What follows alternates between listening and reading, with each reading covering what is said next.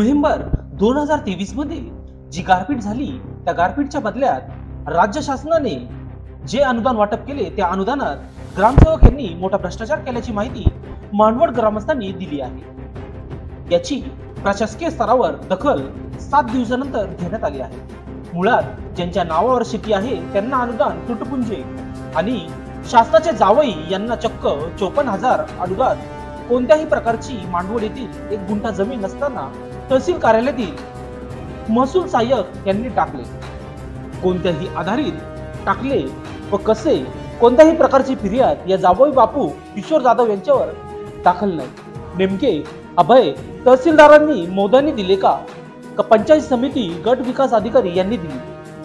अनुदान यादी माहिती अधिकारात ग्रामसेवक सुभाष पत्तू चव्हाण यांनी खोटी दिली। प्रशासनाने काय केले? फक्त तालुका बदली या नांदगाव तालुका लुटा आणि निघून जा। नांदगाव तालुक्यातील बानगाव बुद्रुक मंडळ अधिकारी यांच्या फिर्यादीत किशोर जाधव यांचे नावच नाही। पंचायत समिती गट विकास अधिकारी, मांडवड कृषी अधिकारी, तहसीलदार कार्यालय मधील सहाय्यक लिपिक यांनी जावई बापू यांना अभय दिले का?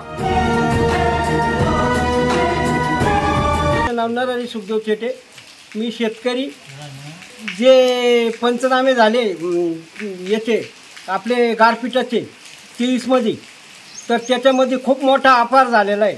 अपार असा झालेला आहे का कृषी अधिकाऱ्यांनी माणूस कोणी पंचनाम्याला नाही, तलाठी नाही व एकटा ग्रामसेवकच, त्या ग्रामसेवकने खूप मोठा गैरव्यवहार केलेला आहे। याला पंचनामाच्या टायमाला या अधिकारी संघ फाईल होते, त्याच्यामुळे गट नंबर कळतो।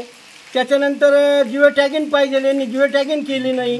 त्याच्यानंतर या ग्रामसेवकांनी त्याच्या बायकोच्या, पोरांच्या आणि तिथल्या कर्मचारी पंचायतीचे असे 60-70 हजार रुपये टाकून काही लाखांनी पैसे काढलेले।